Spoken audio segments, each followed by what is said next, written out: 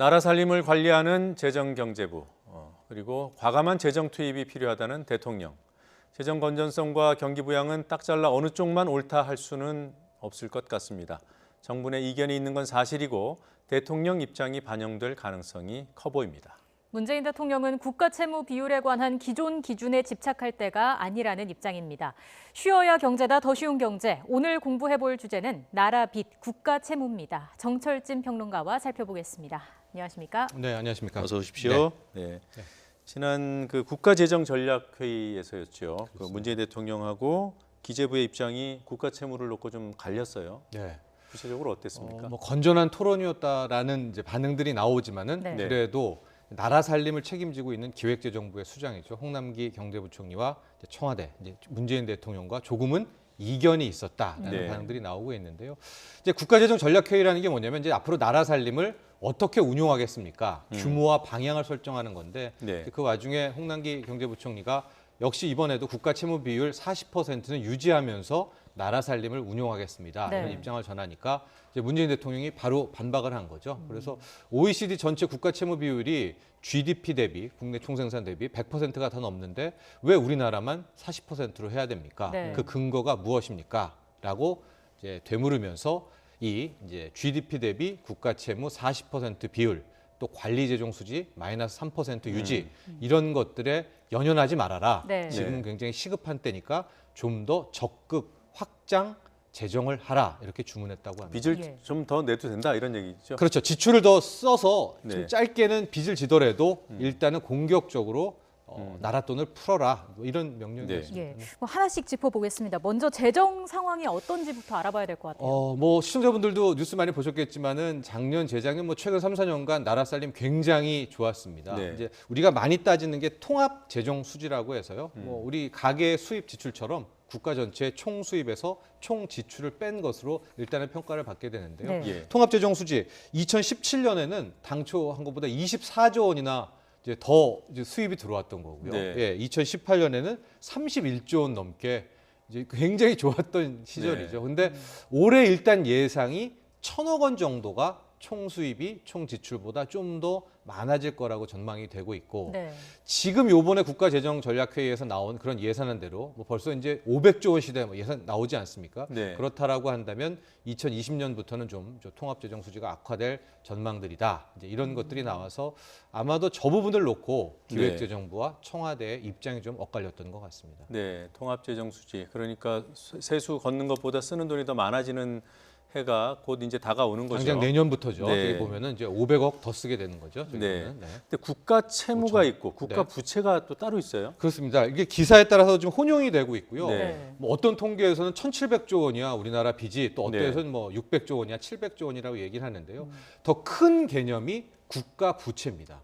하고 작은 개념이 국가 채무인데요. 예. 우리가 지금 얘기하고 있는 거는 국가 채무. 채무. 예, 정부 또 지자체, 지방 정부가 어쨌든 빚지고 있는 것들을 평가하는 게 국가 채무고요. 네. 여기에다가 실질적으로 한 나라의 빚을 잘 보면은 국민연금도 실은 나라의 빚이죠. 왜냐하면 언젠가는 그걸 줘야 줘야 되고요. 네. 군인연금, 뭐 공무원연금 있는데 이것도 결국은 주기로 약속을 한 거 아닙니까? 예. 그러니까 이것도 큰 틀에서는 빚이다라고 해서 광의의 빚을 국가 부채라고 하는데요. 네. 이제 지금 나눠보면은 저게 이제 공무원 국민연금 저 충당 부채라는 액수가 2014년부터 기하급수적으로 올라가서 2018년에 벌써 939조 원 정도가 되거든요. 예, 예. 단위가 억이 아니라 조입니다. 조. 네. 예. 그러니까 저것도 실은 빚이라고 큰 틀에서는 보는 거죠. 네. 그러니까 벌써 2018년 말에 939조 원 정도가 되는데 지금 국가 채무, 아까 말한 중앙정부와 지방정부가 진 빚만 해도 거의 이제 600조, 700조에 육박하니까 네. 큰 틀에서의 국가 부채는 1,600조 원으로 해야 되는 게 맞다. 이제 이렇게 네. 되는데 그럼 헷갈리시니까 우리가 일단 집중하는 것은 저런 네. 광의의 공무원연금, 국민연금 충당 부채는 뺀 네. 아까 화면에 나온 국가 채무만을 놓고 일단은 비교하고 OECD에서도 일단 통계 나온 것들이 다 협의의 국가빚, 이 국가 채무를 놓고 하게 되는 겁니다. 예. 이 규모보다 갚을 능력이 얼마나 있는지 이 부분이 더 중요한 건가요? 그렇죠. 이제 그렇게 보는데 과연 이런 게 있어요. 우리가 어떤 한 사람이 빚을 어느 정도 져야 적정한가? 예. 제가 한 10억 정도 빚이 있어요. 이거는 위험한 거죠. 근데 그런가요? 중동의 만수르 왕자가 한 100억 정도 빚 있다. 네. 이걸 이제 위험하다고 보지는 않거든요. 네. 그래서 우리나라는 그동안 어떤 기준을 썼냐? 국가 채무, 즉 중앙정부와 지방정부의 그 채무와 GDP, 그러니까 즉 연간 국내 총생산을 이렇게 비교를 해서 네. 과연 그 국내 연간 이 GDP 대비 국가 채무가 어느 정도가 되나 해서 그걸 40%로 좀 끊어서 관리를 해왔습니다. 네. 임의적인 선인가요? 이게 임의적, 그렇죠. 어떤 법령에도 이 국가 채무를 GDP 대비 40%로 해야 된다는 법은 없고요. 네. 관례상 지난 2009년에 이제 이명박 정부, MB 정부 시절에 이제 40%로 관리를 좀 하자라는 이제 안이 나오면서 그 동안에 어떻게 됐던 지출을 많이 늘려도 40%를 좀 유지를 해 왔는데요. 예. 지금 화면에 잘 보시면은 우리나라입니다. 저게 GDP 대비 국가 채무가 이제 18년 말에 39.5% 네. 하고 2019년에 39.5% 이제 저게 요번에 추경까지 반영한 겁니다. 네. 추경 8조 원까지 하면은 지금 거의 임계점에 왔죠. 하고 지금 재정전략회의에서 나온 예산안대로 하면 2020년부터 이제 40%가 넘게 되면서 네. 네. 기획재정부는 거의 10년 넘게 해왔던 저 GDP 대비 국가 채무 비율 40%가 넘으니까 예. 저걸 관리해야 되지 않겠습니다. 이제 이런 얘기를 했더니 음. 이제 문재인 대통령이 그 근거가 뭐냐? 예. 뭐 어디 법에도 없고 아무 데도 없는 거 아니냐? 네. 우리나라만 따지는 거 아니냐? 이제 이렇게 하면서 또 확장 재정, 적극 재정을 주문한 거죠. 예, 대통령 입장이 중요하긴 합니다만 네. 기획재정부는 실무 나라 부처고요. 살림을. 예. 네. 전문가들의 입장은 어떻습니까? 전문가들 같은 경우에 좀 의견이 엇갈리기도 하는데요. 근데 중요한 것은 이런 것 같아요. 지금 워낙 경제가 안 좋고 중요한 변곡점에 와 있으니까 현재 돈 풀 곳은 이제 재정밖에 없어서 예. 네. 1, 2년 정도는 굉장히 공격적인 재정을 펼치자. 예. 대신 여기에도 좀 엇갈리는 게 있는데 이때 1, 2년 정도 우리가 빚을 많이 내서 쏟아붓는 돈은 복지라든가 뭐 이런 좀 중장기적인 데 말고 아주 단기적으로 경기를 확 살릴 수 있는 그러니까 굉장히 어떤 곳에 이 확장 재정을 투입하느냐에 대한 이제 그런 것들이 훨씬 더 중요하다는 얘기들이 많이 네. 나오고 있고요. 네. 또 하나 결과적으로 이게 우린 1, 2년만 빚낼 거야라고 마음 먹지만 우리 개인도 그렇듯이 그래 이번 한 몇 개월만 현금 서비스 받을게라고 갚아야지 하지만 한번 쓰다 보면 계속 못 늘죠. 되돌리거든요. 그래서 이거에 대한 기준선은 분명히 필요하다. 특히 우리가 노령화도 빠르게 진행되고 있고 저성장이 고착화되니까 예. 자칫 한번 빚을 크게 늘리다가는 과거로 못 되돌릴 수가 있다. 네. 여기에 대해서는 좀 기준을 세우고 적극 재정을 하자. 뭐 이런 예. 의견들이 있습니다. 이게 해외 사례랑 비교하면 어떻습니까? 그러니까 이제 문재인 대통령도 왜 40%냐를 할 때 OECD 평균 얘기를 들었고요. 이제 네. 외국 사례와도 많이 비교가 되는데 외국과 비교해 봤을 때 우리는 상당히 건전한 편입니다. 네. 여기 보시면은 이제 OECD 평균은 GDP 대비 113%고요.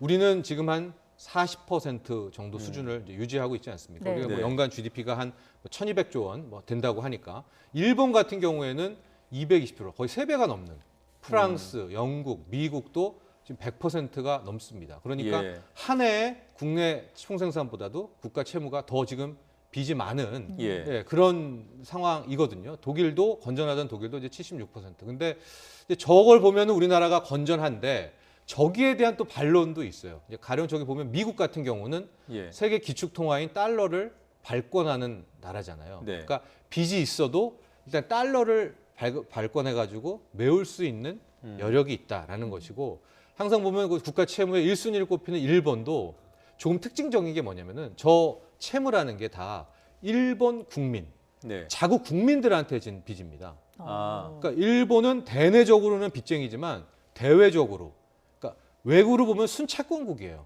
그러니까 일본도 우리가 걱정할 게 아니라 왜냐하면 일본은 국민들한테 빚을 졌지만 일본 정부가 네. 다른 나라들한테 받을 돈은 굉장히 많거든요. 네. 그러니까 일본의 저 200% 넘는 채무도 실은 우리가 일본보다 낫다라고 생각해서는 안 된다라는 지적. 또 유럽 네. 같은 경우에도 유로화가 그래도 세계 2대 통화 아니냐 그런 거가 있어서 우리가 꼭 뭐 유럽이라든가 미국과 일본과는 뭐 비교해서는 안 된다. 그러니까 예. 우리의 40%를 좀 뭐 융통성은 둬야 되지만은 60% 70%까지 늘리면 실은 이건 동등 비교는 좀 힘들다는 지적도 있습니다. 예. 40%가 그럼에도 불구하고 40% 이하로 관리해온 거는 건전하게 네. 견실하게 해왔던 건 맞고요. 예. 그리고 이것을 조금 넘어간다고 해서 당장 무슨 일이 일어나는 건 그렇죠. 아니겠지만 네. 네. 전문가들은 그래도 기준은 만드는 것이 좋다. 네. 네, 그게 게다가 맞습니다. 45가 되든 50이 네. 되든. 하고 1, 2년에 이 적자 재정을 쓸 때 이거를 고정 지출로 만약에 늘리게 되면 네. 예. 다시 3년 뒤에 못 되돌리잖아요. 네. 그럼 계속 써야 되게 되니까.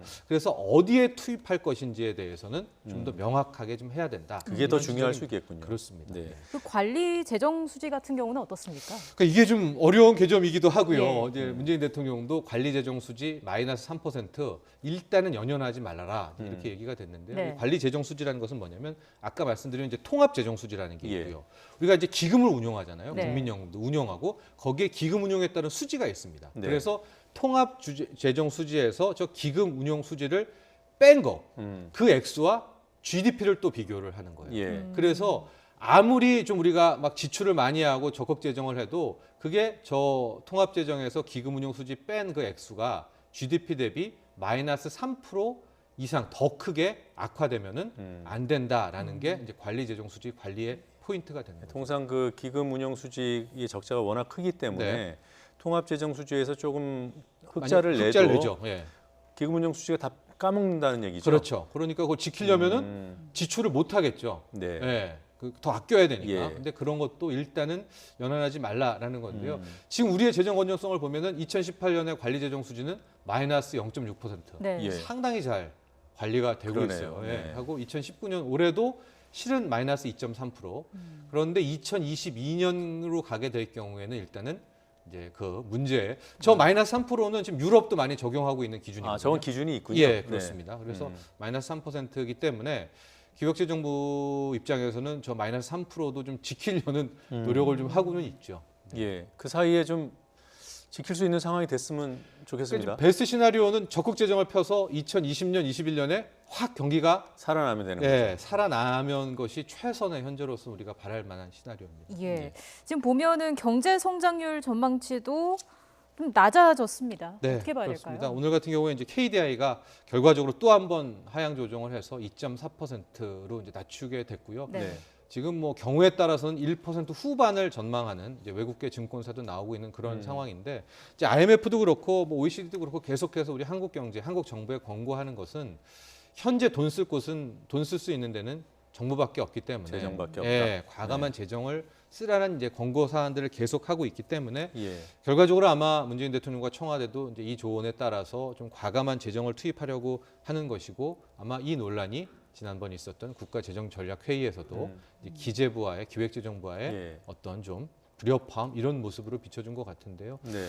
어쨌든 외국계 뭐 전문 기관들이 다 현재는 경기 부양을 한국 경제는 필요하다라는 것에는 한 목소리를 내고 있습니다. 그럼 재정을 투입을 해야 되는데 아까도 짚어주셨습니다만 어디다 투입하는지가 중요하다고 하셨잖아요. 그렇죠. 그러니까 이 돈은 지금 투입해야 되는 돈은 어떤 사회 복지를 늘리는 어떤 장기적인 사회 제도 개혁 프로그램이 아닌 네, 경기를 부양하는 데 써야 된다는 거죠. 그렇죠. 구체적으로 어디입니까? 그러니까 뭐 단기 몰핀 같은 건데요. 우리가 이제 경기 부양을 할 때 쓰는 이제 뭐 요소들이 있습니다. 우리가 SOC 같은 것들은 좀 무시하고는 하지만 경우에 따라서는 그게 단기적으로는 확 끌어올릴 수 있는 그런 예. 힘도 될 수가 있겠고요. 네. 뭐 혁신, 뭐 투자 개념으로 접근해야 된다는 얘기들도 많이 하고 있는데요. 그러니까 방어적으로 지출, 물론 이제 소득의 일분위 계층들의 어려운 힘든 분들을 뭐 지원하는 것도 예. 있겠지만 이거는 상당히 좀 중장기적으로 나아가고 네. 한 1, 2년 새에는 좀 성장률을 확 끌어올릴 수 있는